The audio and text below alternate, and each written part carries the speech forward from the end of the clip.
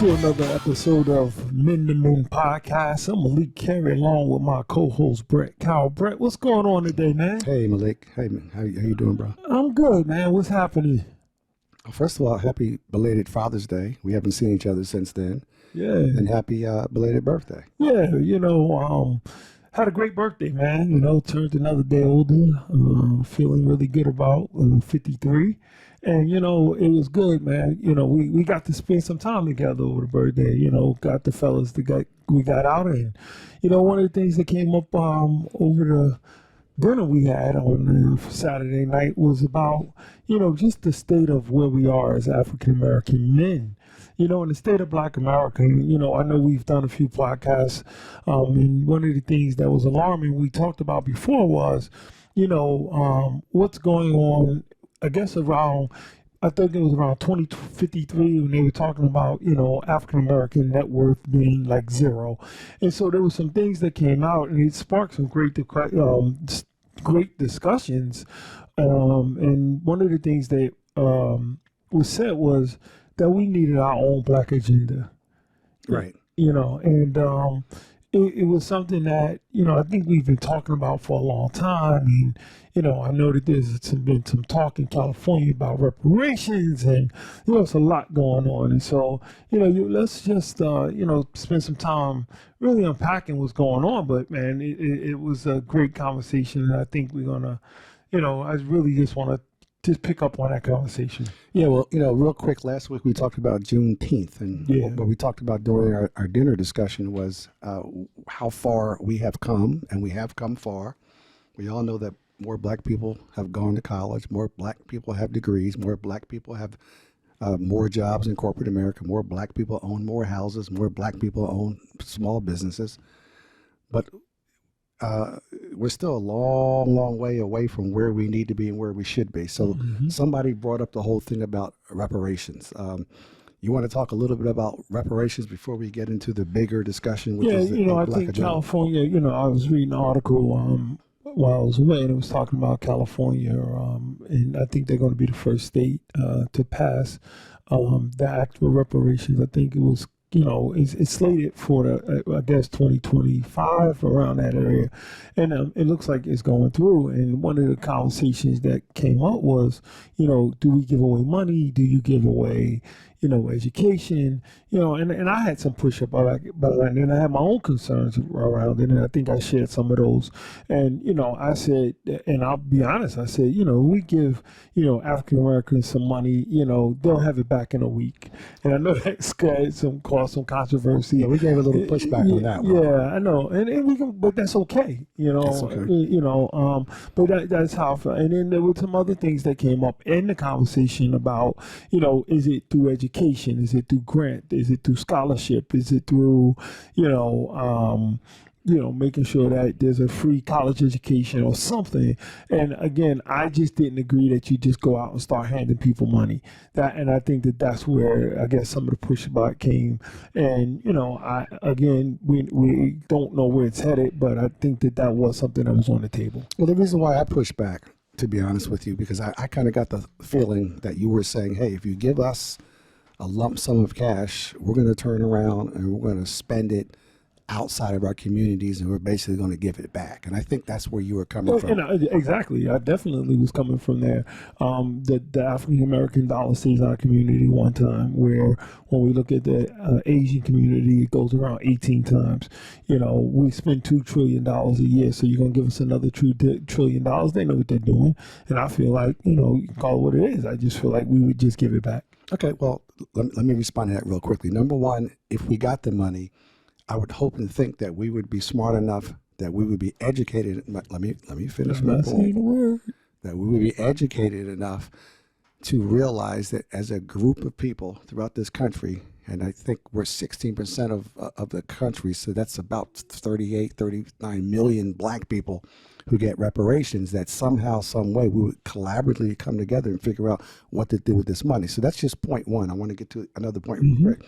So even though I understand what you're saying, I understand why you're saying it, because our history has taught us that. I'm thinking if we get this kind of a lump sum And if we all get it and we know it's coming, I got to believe that somewhere, somehow, some way, somebody's going to be smart enough to say, here's what we should do. All right, that's point one. But here's the other bigger challenge, as far as I'm concerned, when it comes to reparations. And I'm not necessarily against it, but I'm concerned about a couple other things. You're concerned about that, and I get it. I'm concerned about a couple other things. Number one is, who gets what? Right. Who gets it? Who doesn't? How much are we getting?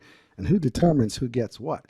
I'm concerned that there might be something that is done to create this greater divide among black people. Malik gets $100,000, Brett gets $20,000, and my neighbor gets nothing, and his neighbor gets $17,000.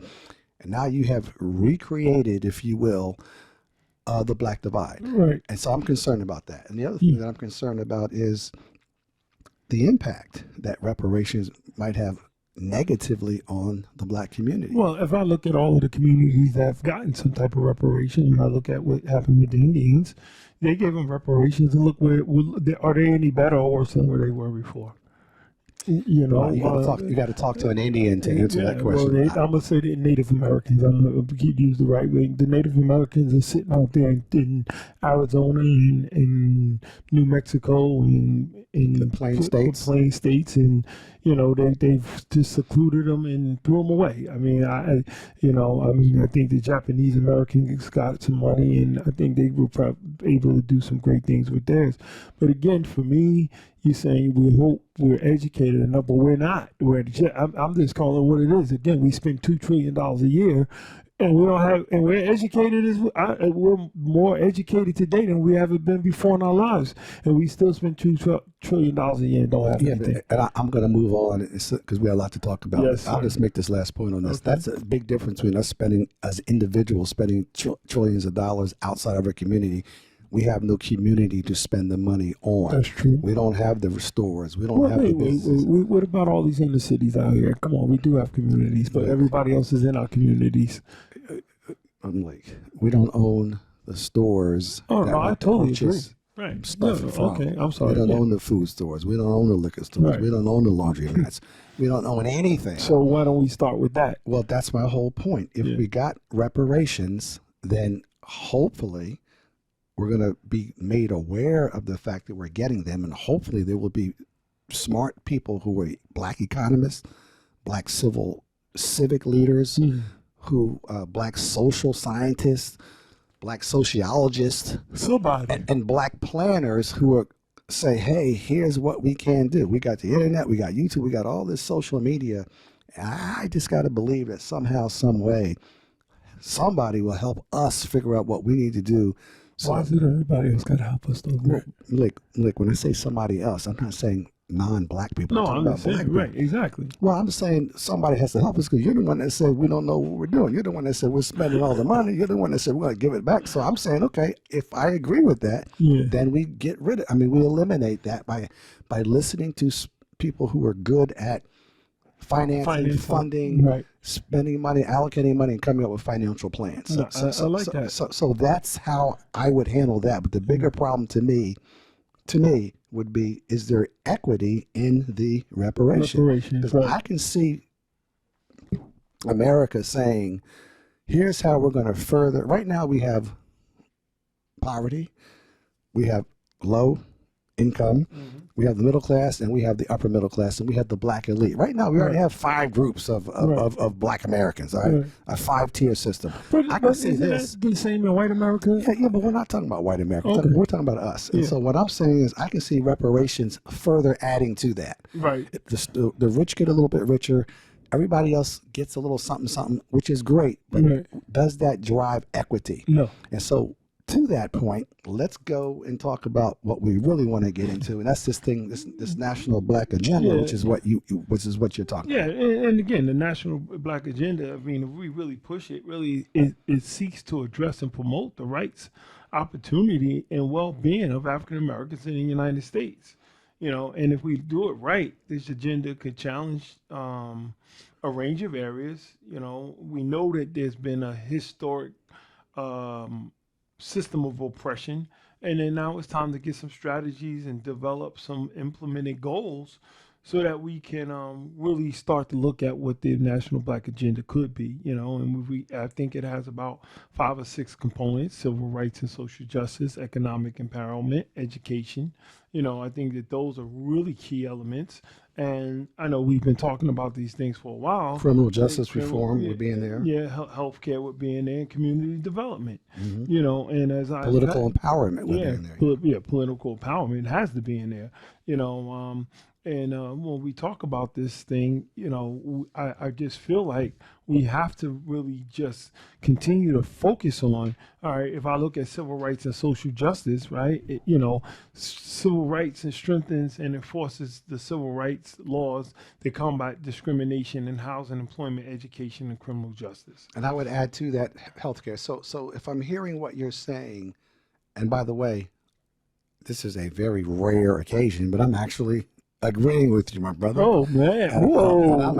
I'm actually supporting you on this one, my brother. Okay, June 21st. Okay, write it down. Write it down. So I first of all, I am a huge proponent of having a national black agenda. Huge, because without that, we're always going to be either where we are, treading water to simply sustain where we are, or we're going to go backwards. Okay. And so this national black agenda, as you pointed out, should address education on many levels, should address employment on many levels, housing on many levels, criminal justice and criminal justice reform, but also law enforcement and law enforcement reform, and also healthcare. Those are the major big picture groups or big picture areas that we need to address. And I think so. Going back to civil rights or social justice, I'm going to start with something I think is critically important, and that's what I call law enforcement reform. Yep. Okay. Oh yeah, definitely. So for me, it needs to be a national, universal set of police standards that applies to every single precinct and every single police force everywhere and anywhere in the country. I totally agree. I think that it has to have a few components. One is training and retraining. And the kind of training I'm talking about is sensitivity training, diversity training. I'm not talking about how do you shoot a gun, how do you arrest somebody, how do you break into a building. I'm talking about how you understand and relate to somebody who doesn't look like you, sound like you, and somebody who's totally different from you. And so every single officer who is currently employed has to be retrained. Every single person who is looking to come into a law enforcement precinct or looking to get a job has to be sensitivity trained. And I believe that this whole thing has to be done. There needs to be a performance review, not only how good are you at your job, and how good are you at adhering to these new policies and procedures. Exactly. Yeah, and I totally agree. And I mean, and when we look at the different levels of law enforcement, you're talking about, you got sheriff's department, you got police department, you got state police departments, you got so many different levels, and everyone needs to be trained the same. And I think that they need to. One of the things that I think that they need to do is they need to start making these guys, especially a lot of these young guys, they got them coming straight out of high school. And I know in some cities you at least have to go to 2 years of college, and you still should have some things. I don't think that a kid coming right out of college, high school, should be going to the police force. Absolutely. I think that there needs to be some type of training, development. You got some hothead who is 18 years old, just whatever he was, and then you put him in with a gun and a badge because he could pass some tests. I think there needs to also be some type of psychological testing being done, and I think there needs to be a lot of other things being done that we can't just say, all right, you get a gun and a badge because you're 18 years old and you got a high school diploma. I think that you need a degree for other things. I think you need to get some degrees, and I don't care if it's 2 years of college, but it's something else that needs to be done that says, you know what, you can get a gun and a badge. You're talking standards and criteria. Yes. I'm so glad you brought that up, brother, because I'm just going to echo what you said. You got to have a hiring criteria. These are the things that we're looking for. This is the profile. These are the things that we're looking for to hire you. If you don't check these boxes, you cannot be hired. And so that way you eliminate bias hiring. Exactly. Okay, that's the first thing you eliminate. The second thing I think you have to do is when you recruit, you are looking for people who fall into that profile. So therefore, I'm not looking to recruit somebody who's only 18. I'm not looking to recruit somebody who just got out of jail. I'm not looking to recruit somebody who doesn't fit into the profile, this national profile that has been created to eliminate racist, to eliminate racist policies, racist behaviors, racist activities, racist mindset. And racism, by the way, and racism goes two ways too. Oh no! Hey, listen, we got just as many blacks that are racist. I mean, and when I think about that now, I do want to speak to that. I think that the black racism comes out of a system of oppression that we faced for so long that there's just a disdain. Like, I don't even trust you. So I think it's more of a trust issue than, hey, I don't want to be there. Or I think you're just out to get me, so I don't trust you. And so I think that that's a thing where we deal with more on the African American side of law or racism than I don't think blacks just wake up racist. Hey, I just don't. Well, it goes back to what you said a minute ago about psychological testing. Not only do you psychologically test, but you do psychological training. Not only do you emotional intelligence testing, but you do emotional intelligence training. So, for instance, I want to be a police person. I fit the profile. I check those criteria, those hiring criterion boxes. I get hired, and now I go through sensitivity training. I go through emotional intelligence training. I go through psychological training so that I am the right kind of person. That fits the mold. To your point, I'm the right kind of person to be given a gun. I'm the right kind of person to be given a badge. And I'm the right kind of person to be in the community that I'm getting ready to serve. So I think it all starts there. It all starts there. Exactly. Yeah, and we're going to move off of this and move on to something else. But I think the other thing that's critical, man, is performance. Is you got it. People have to be evaluated quarterly, semi-annually, annually. And if we do it everywhere else. And if their performance is not up to standards, man, there need to be consequences. And consequences can be losing pay, losing benefits, and ultimately, if you're depending upon the type of offense and the number of offenses, you could lose your job. You could lose your pension.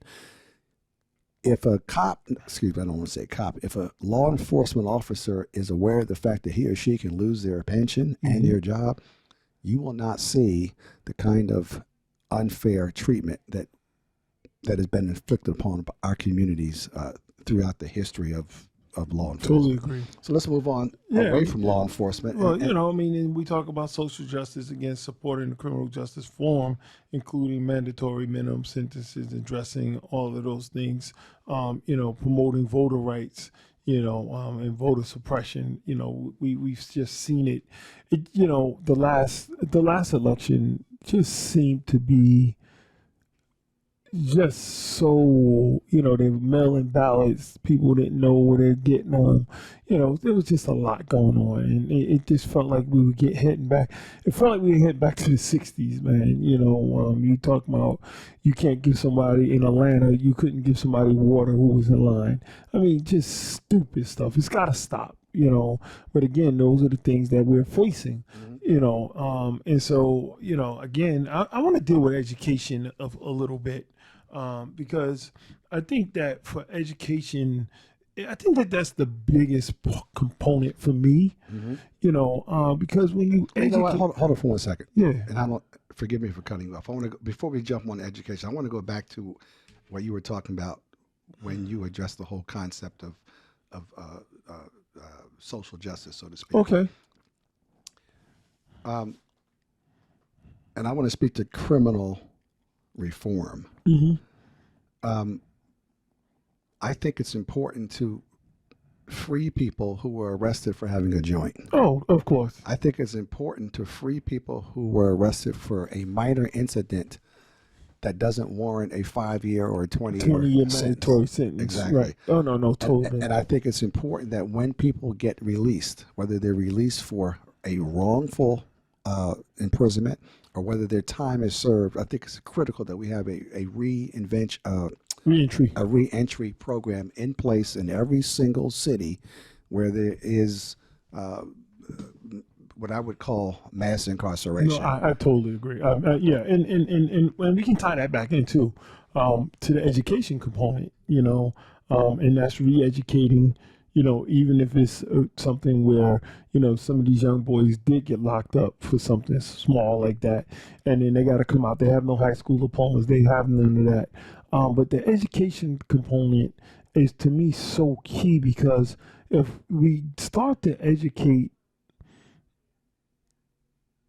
I think then what we can do is start to reevaluate where we are as a society, right? Because education, now we're teaching, and I want to say this too, we need to change the American educational system and gear it more towards us as African Americans, because we've been teaching this white European educational nonsense for so long that we have not even been able to really understand what's going on, right? So, okay, go vote Democrat, go vote Republican, go vote. Why are we voting?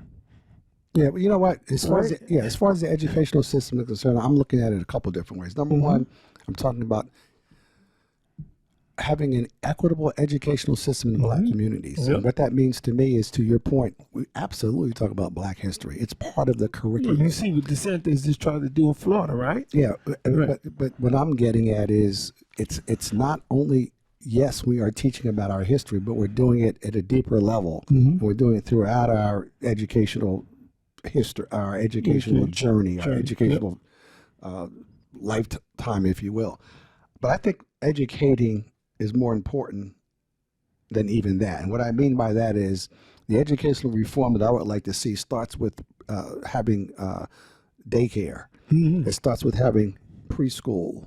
It starts with being able to, it starts with having a curriculum that teaches kindergartners and first graders and second graders and third graders all the things they need to learn, so that when they get promoted to the next grade, they're at their grade level. I'm sick and tired of third graders reading on the kindergarten level. I'm sick and tired of sixth graders reading on the third grade level. I'm sick and tired of a system that passes our kids into the next grade, and so by the time they graduate from high school, they have no skills, they have no, and I don't want to say no intelligence, but they're just simply unprepared and ill-equipped to go to college. They're unprepared and ill-equipped to go to vocational school. They're unprepared and ill-equipped to do anything constructive or positive.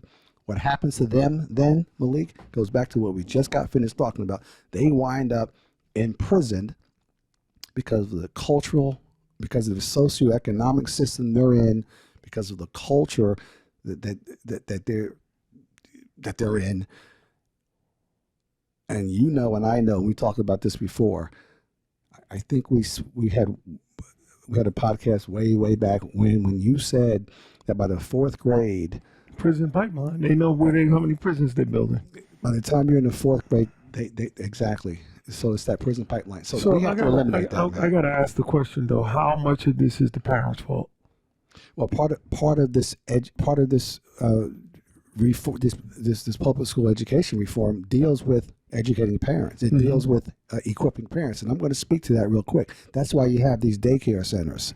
That's why you have these preschool centers, because we're getting their kids basically from 2 years old on. Oh yeah, and so now we have an opportunity to shape them. We have an opportunity to influence them. We have an opportunity to meet their parents early on, right, when it's not too late. Right. And so to your question, we engage the parent, Mr. Parent, Mrs. Parent. This is your kid. This is their curriculum. This is what we expect. This is what our goals are for your kid. Help us. Bang. Here's how you help us. Okay. So it's a partnership, Mr. Parent. It's a partnership, Mrs. Parent. No, we can't control the parent. Yeah, exactly. But we can create an environment. We can create a curriculum. We can create a partnership. In spite of, for them to willingly and intentionally participate or not participate. Those who don't participate, we'll tell them up front, yo, if you're not game, if you ain't down with this, here are the consequences for your kid. Right. A, your kid is going to not do well. B, your kid is going to be misbehaved. And by the way, if your kid is misbehaved, your kid is getting thrown out of school. Yeah. All right. So you help us help him or her now so that you don't wind up having to miss work, or you don't wind up having your kids out in the street because they're misbehaving. So, and I think that one of the biggest things is we need to create a curriculum that is geared towards, again, helping our young people stay focused enough that they want to come to school. You know, I mean, it's just this boring, you know, you come into school, you get some history, you do your math, we're not trained like that. You know, there's a school in Atlanta that I really love, man.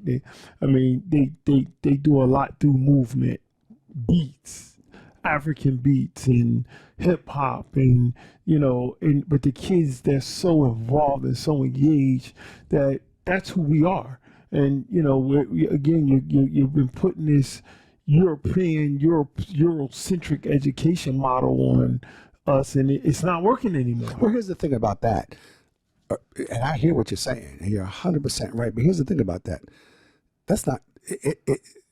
Our kids aren't even learning that. Exactly. Well, that's what I'm saying, right? They're just checked out. So they're being taught things that are not inclusive and important, right, but they're not learning that. Irrelevant. Right. That's a good point. Yeah, irrelevant. Right. What I'm talking about, though, is having a curriculum that's kind of a three-tier. Well, it's like three different things. I think you got to have a STEM curriculum. The STEM curriculum starts when you're in kindergarten, believe it or not. Right. You got preschool, like you said earlier. You got to have a vocational curriculum, because everybody can't be a scientist. Everybody can't be a mathematician. Everybody can't be in finance. And God didn't make everybody to be academic. We need contractors and carpenters. Absolutely. And we need electricians. Auto mechanics. And today it's not even about mechanics anymore. It's about computer systems and fixing these cars and doing those things. We need these things today. We need the body shop repair guys, and we need all of that. Construction people. Construction and TSC and G people. Yeah, we need all of that. Yes, we do. Absolutely. And then build infrastructure. Absolutely. And we need people to continue to build our infrastructure. And so we're not,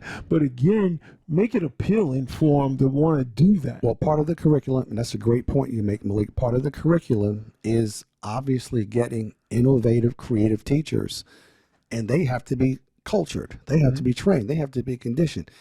I'm just going to make up a number, but I bet you more than half of the teachers in the inner city communities are not even equipped to be innovative, creative teachers. They're not, because at the college level, they're being dumbed down too. Well, the thing is, they've been conditioned all their careers to simply do this, that, and the third, which is part of why we are failing our children, which is part of the reason why our children are failing. So part of this educational reform that we're talking about, it occurs in the inner city. It occurs in low-performing schools and low-performing school districts. And boy, we talked about this at length in a previous podcast, but it's still critically important. And you have to be able to take teachers and say, raise your hand if you're down for this. Raise your hand if you're interested in this. Raise your hand if you're really interested in turning around our community. You take those teachers who are already in the systems, in their schools, in their school districts, and you do a national recruiting effort on a local level, a statewide level, a county level, a national level, and you say, here's what we're doing, here's our new curriculum, who's down? You interview people, you hire people, you put people in place. And now, to your point, Malik, we have a bunch of teachers who are in classrooms, who are innovative, who are creative, who are imaginative, who create, and what they do is they stimulate the mind, the thinking, the possibilities of these students who used to come to school high, who used to come to school not caring, who used to come to school trying to be thugs, trying to be cool, et cetera, et cetera. Now it's cool to go to school to learn because I want to be something, because we're now offering these kids something other than the alternative that they've been living with for decades and generations. And that's so powerful. I just came out of 2 major inner city schools for over the last 15 weeks. And one of the things that we were doing, man, we started teaching them entrepreneurship. We had got a contract to go in and start teaching social and emotional learning. And what I realized was, and I love what one of the principals said to me at the end when we had a graduation a couple of weeks ago. She said, you learned to pivot as an educator, because what I realized was we started coming in there and starting to talk about education and social and emotional learning and teaching kids to be and they're looking at us like what is that, what is some social and emotional learning, and so I said, you know what, we're going to get creative with these kids, and we're going to add the game, and we're going to add to the game, and we're going to start talking about the entrepreneurship, and we're going to throw that in there and tie social and emotional learning into it, and those kids blossomed. Okay, so we talked about this before. I love that. I love what you guys are doing in that school district, and I think it's a great, great thing. But one of the things that I want to share and emphasize is teaching them how to be entrepreneurs is great. Giving them encouragement and giving them confidence and giving them a sense of giving them the I can get this done, I can do this kind of mindset and mentality is awesome. But you got to give them the tools too to be able to function. They got to know how to do simple math. They got to know how to create a budget. They got to know how to balance a budget. They got to know expenses and loss. They got to know expense loss ratios. They got to know how to purchase. They got to know how to negotiate. They got to know how to understand terms and conditions of a contract. We did. And they got to know. And they got to know how to have conversations with business people. They got to learn how to have business conversations. They have to learn how to write business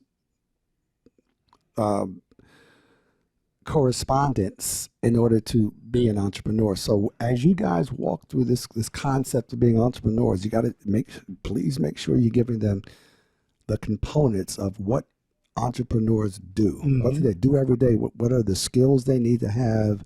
How do they apply these skills, and who they apply these skills to?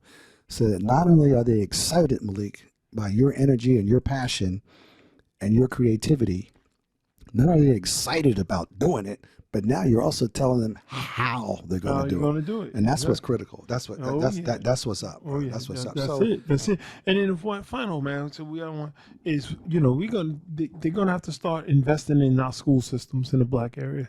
They're gonna literally start having to give us some more money. I mean, they give them inferior books, they give them inferior everything in the Black community, and then you expect these kids to go learn something, where you're giving all the rest of these kids Chromebooks, and, 15 minutes up the road, they got every resource and full course there is. But here, you're giving them a shoestring budget, and, and so that's going to be major when it comes to this Black agenda, is really starting to really look at giving us some money so that we can educate our kids. Well, there's no question. This new national Black agenda that we're talking about from an educational standpoint is going to come with a crazy budget. It's got to come with a crazy budget, because not only do you need money to upgrade the facilities and the infrastructure in these schools, but how about putting technology in these schools, hiring better teachers, creative teachers, innovative teachers? That costs money. And all the resources, Malik, and all the materials and all the programs that need to go with this in order to support this new Black agenda from an educational standpoint. Well, here's one example. School's over, it's 3:00. You're not an athlete, you're not a ball player, you're not part of the dance team, you're not part of this, you're not part of that. Where do you go? Well, you go to an after-school program, and here's what the after-school program does. If you're in vocation, if you're on the vocation track, we're going to show you how to, we're going to do vocational things. If you're on the STEM track, we're going to show you how to do STEM things. If you're on the liberal arts track, we're going to show you how to do liberal arts things. So now it's 6:00. Your homework is done. Your academic day has been enhanced by an extra 3 hours. It's been fun, to your point. It's been engaging, to your point. And now you're going home fired up because you're a better person on Thursday than you were Wednesday, etc. And what do you do with the kid that's not the athlete? I just told you. Right, no, I'm saying, no, and you teach him chess. You teach him some other things that are allowing him. I got a kid who, right now, I just love this kid. I mean, he's 13 maybe. He is such an awesome chess player. If you see him, most people on the street would think he was some thug, because he wears his hoodie and all of those things. But I will put him against anybody in chess, and while he's beating you, he's laughing at you. He don't care anything about basketball or football, but I am talking about serious chess player, right? And so these are the things that we don't even challenge our kids on, to be able to say, hey, I want you to learn how to play this game. And so when I asked him a long time ago, who taught you how to play chess? He said somebody in his school took an interest in him, and became his chess coach, and he's played nationally. How many black kids you know that are national chess players? I don't know any. Yeah. All right. Those are the things we have to start doing because we are smart enough, bright enough to be able to take out a lot of people. But again, if you're not exposed to it, it's big. And you know what? When you're poor, when you struggle with reading or math or anything for that matter, your self-esteem is jacked up. You have this mindset of I got to be tough. I got to beat somebody up before they beat me up, or I got to shoot somebody before they shoot me, stab somebody before they stab me. You ain't thinking about chess. You're thinking about something to eat. You're thinking about how do I get home without getting jumped. So to your point, part of this National Black Agenda from an educational standpoint is creating those extracurricular activities, exposing these kids from a young age to all kinds of things to open up their minds so that, you know what, Malik, it ain't about drugs. It ain't about sex. It ain't about women. It ain't about the dudes. It ain't about all this other stuff that we have been subject to and conditioned all of our lives because now there's so much else that has been that we're exposed to, that we have a chance to experience. It just changes lives. Right? So moving on. Let's talk about this economic empowerment because, I mean, that's going to tie right back into the education. That's going to really, because now if I educate you, we talked about the whole going back to reparations. If I educate you, now I can empower you economically. I can't give you economics without education. And I think that's what you were saying earlier when we talked about the whole reparation thing. And I think we both were saying it. You know, I want if I just give you, you know, it goes back to that old saying: if I give a man a fish, I feed him for a day. If I teach him how to fish, I feed him for a lifetime. Does that make sense? Absolutely. You know, absolutely. You know, the whole reason why we harped.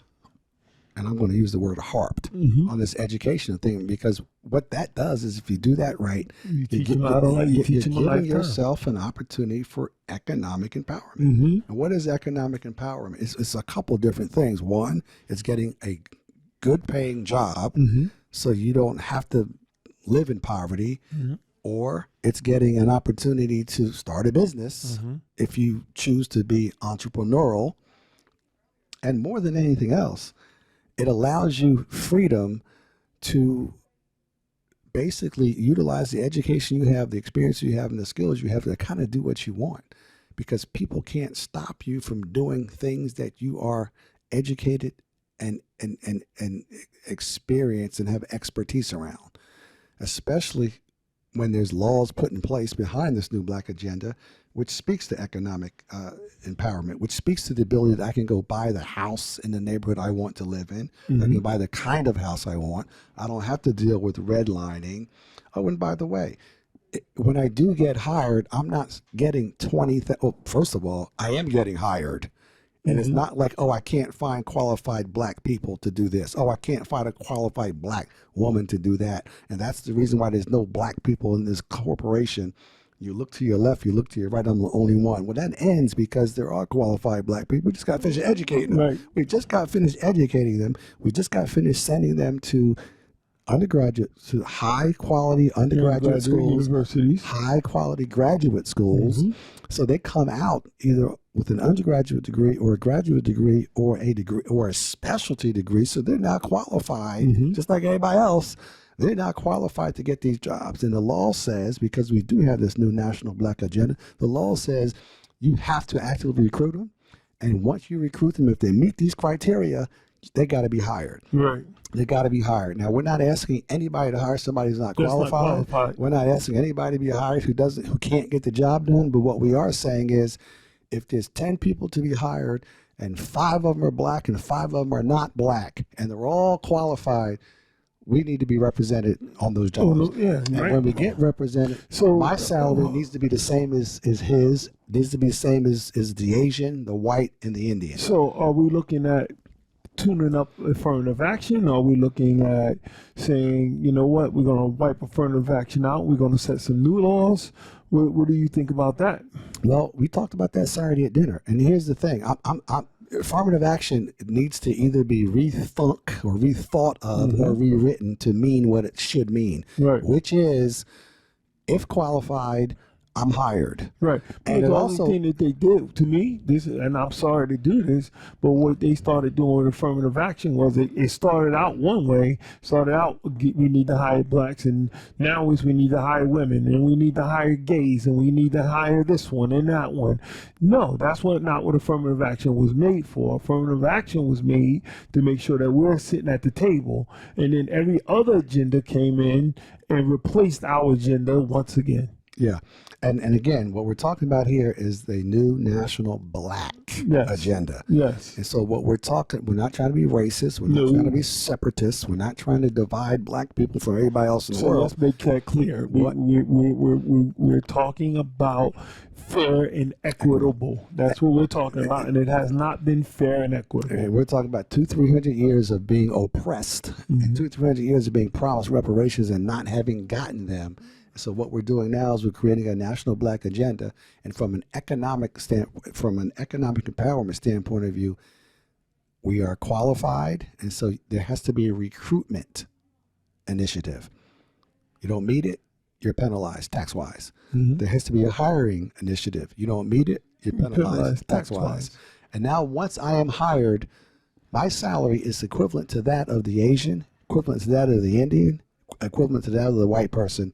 You're not giving me $12,000, $15,000, $20,000 less for the same job. Once I get in, I want to be fast-tracked, if qualified, the same way the white person is, the same way the Asian is, the same way the Indian is. Because you and I both know, once you get in jobs, whether it's corporate America or whether it's any kind of a business, so to speak, it's very interesting how we came in on the same day, but 6 months later, you're promoted, I'm not. A year later, you're promoted, I'm not. 2 years later, you're the vice president, and I'm still a supervisor. That has to stop. And that's what we mean when we talk about equity within the company, within the organization. And the other thing is, you got to have, and we talked about this before too, so excuse me for being redundant, but you got to have, once you get in there, you got to have a plan. You got to be fast tracked, and you got to have a mentor. And then once you hit those certain levels of success, like my boy Jesse said, each one teach one, each one reach one. I got to look back and say, who else can I bring in? Oh, I think everybody needs, Pastor Dave talks about all the time, everybody needs a coach, everybody needs a commander, and everybody needs someone, a confronter, right? Somebody that confronts me, helps me to grow. That's my equal. My coach teaches me, and then my compadre is the person who I share everything with. And so that's a true statement.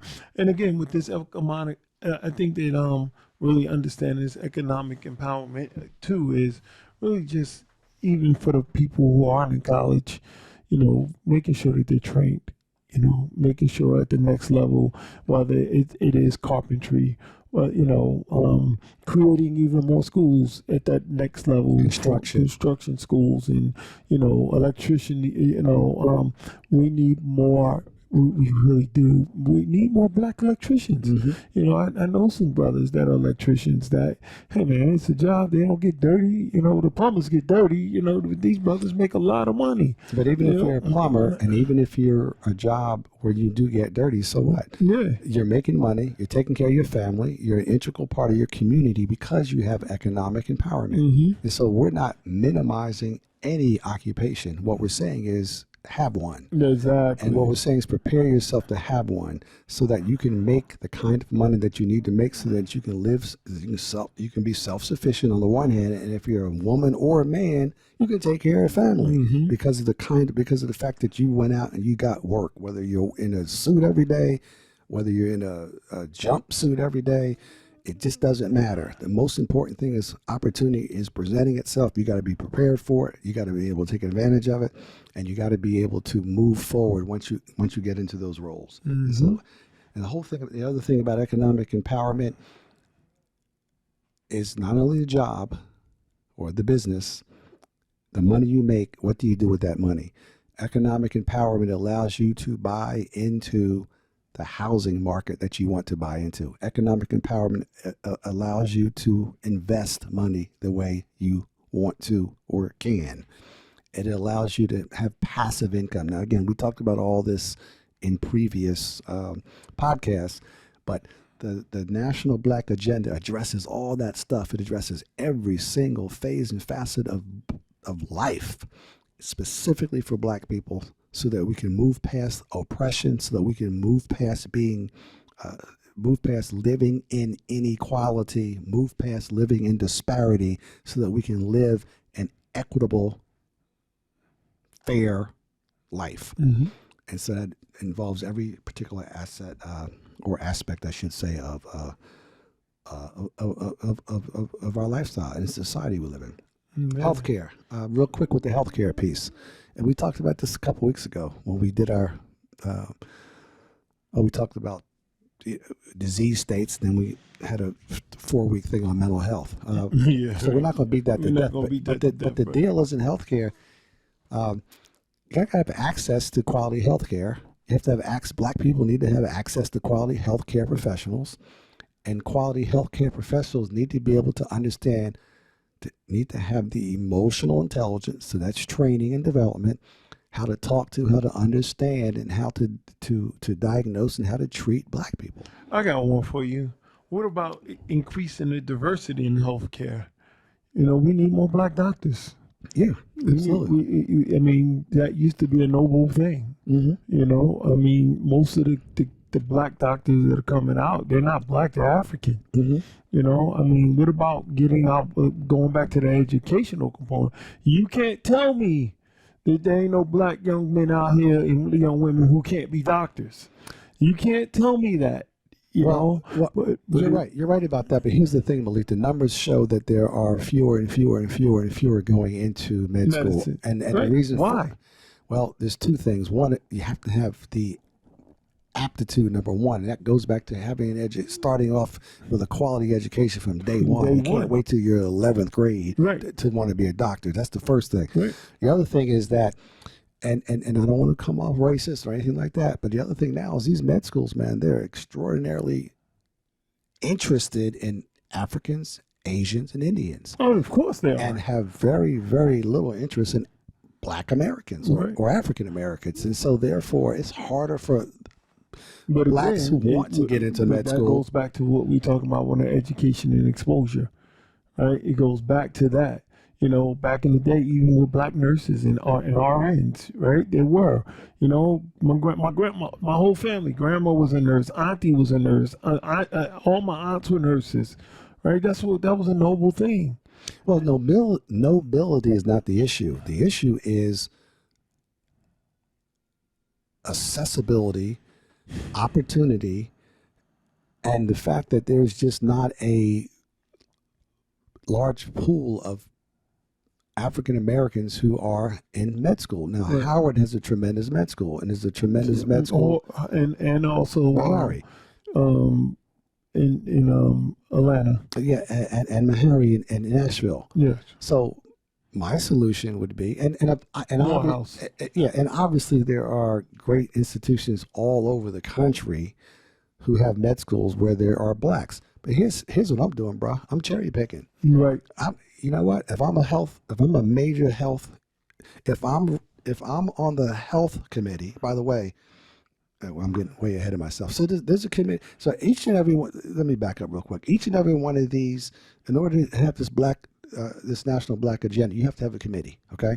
The committee comes together and they put together the agenda. The agenda has all these components. Each component is headed up by a committee person. So the Committee on Health is going to cherry pick every school in the country and find the brightest African American students, regardless of what schools they come from, and they're going to bring them in, they're going to interview them, and they're going to give them jobs. That's the only way to do it. So when you say to me, "Well, is that enough?" All right, so maybe the numbers aren't there, but there are some. Go get the some. Go get the top 10%, the top 15%, the top 20%, and hire them and put them in different healthcare venues. Some are in clinics, some are in big hospital healthcare systems. Some you're offering opportunities to be to have a private practice. Right. We need family practitioners, right. internal medicine. Exactly. But again, if we look at that, that is what will be the appeal to me going to the doctor, right? Because as a black man, now I've been blessed. I've literally been with the same doctor since so I've been with my doctor for 31 years. He's a black man. Well, he's Haitian, but I'm sorry, Jamaican, but he's older now, but he knows my medical history, right? I've been with him forever. I couldn't go anywhere else. And the reason is because he knows me. He's my cousin. He's a male. It's what I needed. You don't find that too much anymore. Well, that's why we're having this conversation, and that's why there's a need for a national black agenda, and that's why healthcare is on that agenda, and that's why recruiting black people is on the agenda. That's why hiring them is on the agenda, and that's why placing them is on the agenda. So that can't be addressed anymore. But even in addition to that, that's the cart, but the horse are the healthcare professionals who are currently practicing. Right. They're the ones that we need to get into. They're the ones that we need to train. They're the ones that need to have this sensitivity training. They're the Asians, the Indians, and the white doctors who need to learn how to be sensitized and sensitive to black patients. And that's the investment in the preventive care and in health promotional programs and in teaching the sensitivity training. Not just putting us on medication every time we walk through the doors. Right. And again, we're kind of being redundant here, but we talked about this a few weeks ago. If black people have a sense of confidence in the healthcare community, they'll go to the doctors more. You understand what I'm saying? They'll get preventive health. Black people don't deal with preventive health. Black people go to the doctor when they're damn near dead. Right, I was going to say when their limbs falling off. Yeah, yeah, exactly. Right. So to your point, if the current group of healthcare professionals in your city, your township, your county, your state are retrained and become sensitive to how to talk to, how to treat, how to diagnose, how to communicate, how to relate to black patients, more black patients will go get treated. More black patients, therefore, will automatically, you would think, be part of preventive care. More black patients would go there sooner. Maybe they're in stage 1 versus stage 4. Yeah. And that's where we show up. Most people show up in stage 3 or whatever it is. Yeah. Straight stage 3 cancer. Half of my heart is not working. Yeah. I've ignored every warning sign there is, and then I show up at the doctor, and then fix me. Right. And then I'm at the altar praying for you. Right. And so on the one hand, we're looking at addressing the practitioner, sensitivity training. On the other hand, we're looking at funding and financing the facilities where we are treated, whether it's the clinic in the hood, whether it's the private practice office in our communities, whether it's the hospital in our communities. We need to be able to provide those facilities with the equipment and the infrastructure that they need, as well as the nurses that you talked about, the technicians that you talked about, and all the other healthcare professionals need to be trained up so that when black people go into, and these aren't black facilities, these are community, whoever's in the community. We would like to see some black facilities. Well, even before we even get to that. Right. No, we're talking about whatever the doctor's office is. I mean, and today you're looking at these urgent cares. You know, most of the urgent cares are being run by Indian doctors right now. If you walk in any urgent care right now, in these major cities, you're going to see Indian doctors. And we're not against Indians. We're not against Asians. We're not against anybody. That's the reality. And then they need to be able to be sensitive enough to our needs to service us without attitudes, without, again, over medicating us, without prejudice, without looking at us as just a meal ticket, and just another what is that? Another checking the box. Checking the box, and then you another patient I'm getting paid on. Right. And so Medicaid patient, or just even private practice. At the end of the day, the bottom line is we all know that physicians have a quota. Yep. They have a quota, and they got to see a certain amount of people an hour, a certain amount of people a day, a certain amount a week in order for them to either get paid or stay in practice. Mm-hmm. We get that. We understand that. All we're saying is that given that 15-minute time period you have, this National Black Agenda on the healthcare side trains physicians how to do what they need to do effectively in 15 minutes so that black people are treated fairly, accurately, properly, and more importantly, motivated and encouraged to come seek healthcare. To seek healthcare. Whether it's preventive, whether it's treatment, whether it's in a clinic, whether it's in an office, whether it's in the hospital care, where it is, whether it's mental health. Right. Whether it's mental health. We just got to finish talking about that. Yeah, mental health is so important because I say it every day. If my mental health is together, the rest of it will take shape anyway. Absolutely. If my physical health is together, if I can take care of my mental and my physical, everything else takes care of itself, And so, I know we just solved the world's problems in about an hour, but I'm serious about this, man. We got to keep talking about these things so that we can, literally get this agenda out there. And start really empowering everyone. Each other. Right. It's our job. It is our job to empower so that we can win. Yeah, at the end of the day, look at what our forefathers did for us. At the end of the day, look at the responsibility that we have for ourselves as well as for our children and our grandchildren. We have a responsibility.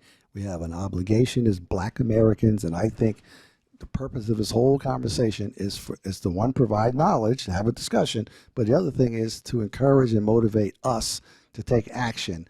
And the way we can take action is we can talk to our local politicians, our local assembly people, our local, our senators and our congressmen. Yeah, and we got to foster community partnerships. Absolutely. Some of this is we got to get back to the grassroots level of organizations and address the needs to promote at a social level. And then remember, it's important to note that this agenda is really, everybody else's agenda gets pushed. Everyone else's. I want this agenda to get pushed. We're pushing everybody else's. We got a whole month of, what we're talking about and all of that. But it's time to push our agenda so that we can become, we can create the wealth we need. We can create the social programming we need. We don't need any more handouts. Correct. We need hand-ups. Correct. Pull me up. We need policy. Right. And so what we're calling for is a National Black Agenda Committee to create a National Black Agenda that addresses all of these different things: education, housing, employment, healthcare, criminal justice, police, law enforcement reform, and it is probably a few other things that I can't even think of. And I think those are the major. And those are the major things. And what we can do, you, me, and everybody listening to this, and everybody else for that matter, what we can do is have these kind of conversations with our elected officials, our local elected officials that, like I said before, assemblymen, senators, congressmen, and say, let's make this thing happen. Yeah. So that's why we're having this conversation. And it's not hard to get to a councilman. Every area, every district has a councilman. They want your vote. Make them earn it. Exactly. We've been giving our vote away too much. Good point. And it's time for them to earn our votes. Good point. And I think that's what really, whether you're Democrat or Republican, we're tired of giving you our votes. it's time to make them go out and earn the vote, Mm-hmm. and then we're holding you accountable to implement, execute this our agenda, our national Black agenda. Black people will make the difference between who's in the White House. Black people can make a difference between who's not at the White House, and who's at the county level, who's at the state level. So what we're saying is hold our elected officials accountable to implement and execute on this national Black agenda. And thank you for a great show, Brett. Man, this is real talk. Remember, this is an agenda that is, it can be done. Yep. Right? It takes a collaborative effort involving community leaders, policymakers, stakeholders, and it should also involve us, right? So again, I want to say thank you for another episode of Men to Men podcast. I want to thank everyone who listens to us on a weekly basis. Like us, share us on Facebook, Instagram, YouTube, and SoundCloud. And catch us every Monday. Men to Men podcast. Men to Men podcast.com. We have a website. Share us. Give us some feedback. We're out.